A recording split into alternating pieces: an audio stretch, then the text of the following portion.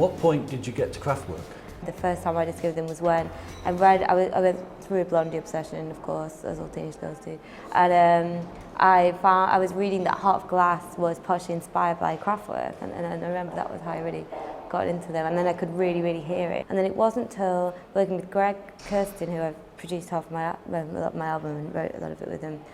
He's like synth mad, and he's obsessed. He absolutely loves Kraftwerk, and he had them on their wall. And I'd always like known and been aware of bits and bobs, but I wasn't quite sure. And then he got me into them, and that was when I just like freaked out. And then my friend had about 5 albums, so I just stole them all, and I still need to get those back actually. Yeah, and so it was really through Greg that I really got much more of an awareness, because he's just crazy on them.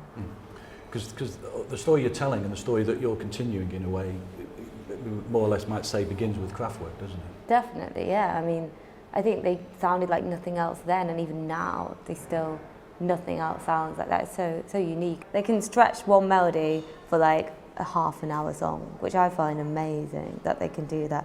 They're just the melody, like the shapes. I always visualize music as shapes and stuff, and just the shapes are so perfect. They do simplicity so well when it comes to their music, and you don't feel like anything's there that shouldn't be there. Everything has a purpose. There's nothing, nothing that shouldn't be there, nothing that's over the top. It just feels so composed and perfect, but not cold, like you say. There's still very human, even when they're singing everything through a vocoder. It feels very alive still, even though it's this computer voice. There's a real timelessness about them, I think, and that's what I mean about them. Even now, it sounds completely fresh. Like, even, if they released one of their old singles now, it wouldn't sound out of date. Kraftwerk are one of those acts that when you enter into it, you enter into a whole world. You don't enter into a song, you enter into this whole almost philosophy, and that's my favourite kind of artist, When you look at your influences, pretty much all of them really exist because of Kraftwerk. Definitely. Even though the Girls Aloud, Sugar Babes, Kylie, and definitely. And Greg is like, Greg, who produced so much of my stuff, is absolutely mad for them. And loads of times we just listen to them just to get melodic ideas, because so many of their melodies in their songs, they always seem so subtle. And then if you took it out and put that in a pop song, that'd be a massive hit. That'd be an amazingly catchy hook. But in there, it's like the Coldplay song is a perfect example. It just seems so organic and natural, and so subtle but beautiful in the Kraftwerk song. And then as soon as Chris Martin takes it out, it's like a huge song. It's weird, but their melodies are just so genius, really, and their little hooks. Also the idea that for a while, certainly with the return to guitar music, there was the sense that making music on synthesizers and machines was going to be cold. But there's something incredibly soulful and warm about Kraftwerk, isn't there? Definitely. I think stuff like that's really carried on with bands like Hot Chip, who really keep that. I mean, I'm really keen to do it as well, like keep that organicness with synthesizers. And it's just another instrument. Just because it's electronic doesn't mean it's not an expressive, instrument. And I think definitely a lot of modern pop music that uses synths and electronic stuff can sound very, very cold and calculated. And I think a lot of that's studios and recording techniques now, and everything's, tune it, beat snap it, make it perfect, and there's nothing breathing, nothing alive in there. Whereas if Kraftwerk, I was reading, they just used to like leave synths, kind of set a sequence off and just leave it to do what it wanted and record it, and that's almost an instrument with its own brain, and that's what's brilliant, really. And Greg, who I work with, and Joe from Hot Chip as well, are very like, let's detune the synth, it doesn't matter, let's leave it, you change it with the temperature, let's leave the filter going all over the place, like let's, the best is, I use the SH101 a lot, and there's a random button on it. It just says random, and you just press it. It's like absolutely brilliant. You don't know what it's going to do. You don't get that on a guitar, do you? Have you got a favourite machine now? I don't know. I mean, I love the SH. I do think it's just brilliant. Just the sound of it is just awesome. I've got a Korg Poly 6 at the minute that I really, really like. I think it's very.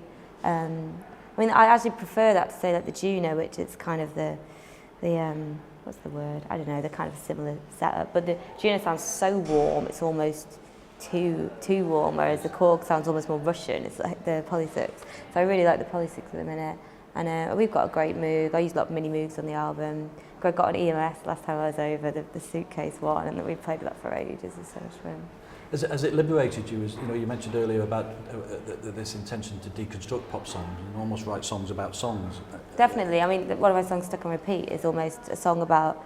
I mean, it works as a metaphor for how someone makes you feel or something, and then the actual song physically does that. and then it's almost a comment on songwriting and repetition and choruses and the kind of the want to repeat and the want to put a song on again and again, where does that come from and stuff. And as the machines, has that liberated you to go down that avenue, using machines and synths? I think it was just natural to me because I'm a keyboard player from the start. I can't play guitar to save my life. I can't, you know. So I've always played keys. It's just very, very natural to me. And then since I was just seeing the natural progression of that, because it's a keyboard but it's got all this extra bit. And then from that I got more into just gadgets and gizmos and theremins and sequencers and stuff like that. You know, so it all just seemed, it's just naturally my tools of expression, I guess, just like if you've been playing the guitar since you were 5. You know, that would be. And you don't necessarily think of them as machines or anything. You just think of them as ways. Just tools, just instruments, and I never ever think of them as machines. Actually, I just see it like a guitar or a flute or anything. It's just another.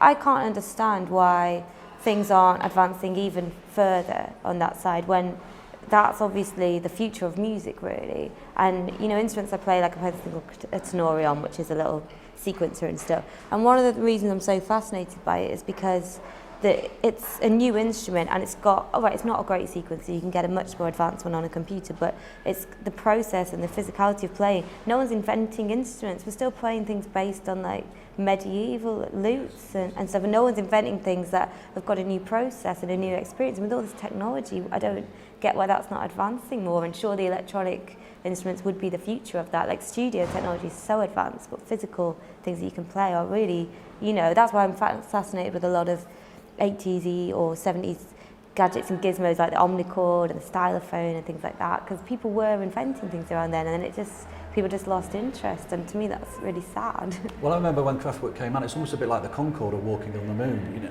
you know, going to the moon with Neil Armstrong. It's almost like when that happened, it seemed to be the future had arrived, and then it sort of got left behind. Somehow the future turned into the past.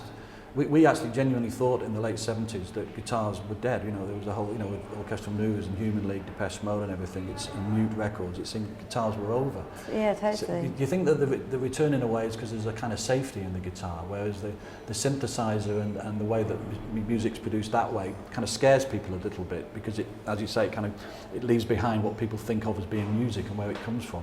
Maybe, yeah, I don't know, there's something almost intimidating, I think, about synthesizers, because there's all these buttons and people are just like kind of scared. As a guitar is something physical you can pick up and just mess around with. But so is a keyboard. I think synths are actually very, very physical, because you can just literally press that knob and you've got a filter suite, you know, or something like that. And I think it's something that a mystique's been built up around a bit too much, of like some crazy man in a wall full of patch cords and things, and you know, you better, especially for a girl, it's like, you know, don't touch anything in the studio, it'll explode. And it's like, what? It's just the volume. I know what to do. It's fine, you know. I think that's why I'm fascinated with things like like the sequencer and stuff, because they're very immediate and like a guitar would be or whatever. You know, it's a very immediate result that you get out of it almost.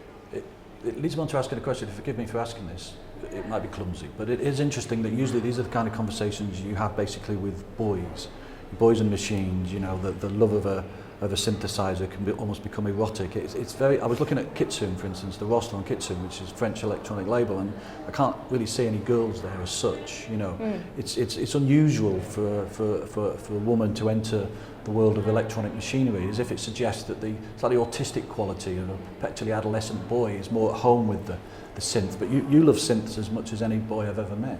I think it's definitely a geeky boy thing traditionally, you know, and definitely in my experience when I've you know, been on Moog forums or whatever trying to say, oh, I've got a problem with my second oscillator, there's been a lot of people very keen to help who don't seem to have had much contact with a female for quite a long time. But I think I don't think, you know, I'm hoping that, like me, people are always very interested that I'm interested in this kind of thing, and I'm hoping it's maybe helping, because it is very sexist, this whole, you know, the boys, it's just, you know, pop stars, you know, the girls in the shiny dress who sing and look pretty, and behind it is the boys with the brains who press all the buttons and make all the music. And I just really want to destroy that whole thing, because it's just rubbish. Tell me a little bit about the impact that Kraftwerk would have on you, the image of Little Boots. How you're presenting yourself, whether it's artwork on stage or what you're wearing, definitely is a reflection of your music, and it's an expression of it, and you're almost like an ambassador for it. So it's like when I dress, not today because I just got off a train, but generally I try and think, you know, what would my music look like in a dress, or try and visualise my music as clothes or as artwork or as a stage set, and go, what would it look like, you know, what's gone into it, and what would come out if you made it a picture. Yeah, yeah. So It's still show business, really. Kraftwerk was still show business, wasn't definitely, you're putting on a show if you're going to perform for people, you know. I mean, I find the studio side and the live side so different, like such different sides of a coin. I'm almost a different person in those, but I think it's a perfect like yin and yang, because I like push myself, so I'm in the studio so much, just spending all day in dark rooms with like dudes just like geeking out, and then the opposite, when you come out of the dark and you're finally on stage, and then I just go crazy and I'm like this exaggeration of myself, and I find it really two sides of a coin that I love, and almost keeps me sane, being able to find refuge in one when the other gets too much, you know. Kylie Minogue, when she did Can't Get You Out of My Head, it almost seemed like she became the female member of Kraftwerk. I mean, in a way, that was what I was sort of saying in my book. I want to read it more now. If Kraftwerk were a girl, they would have been Kylie. They may well be you now. I don't know. Yeah, I mean, I absolutely adore that song, but I don't know, I think the thing with Kylie, I'm like a massive Kylie fan, but you know she's not there in the studio messing with oscillators, which kind of spoils it for me. Yeah. But I wouldn't want her to be in my head, you know, so that's good. Wouldn't you? Well, I always wanted it to be in my head, actually, which is why Kylie you with sing the next oscillators. thing. Yeah, I wanted her to be the geek as well, you know. Yeah. The K for Kylie was the K in geek. I wanted her to be in the machine room all the time. Yeah. You know, and understanding the machines and collecting synthesizers. You know. I don't think she does. Maybe she does, I don't know.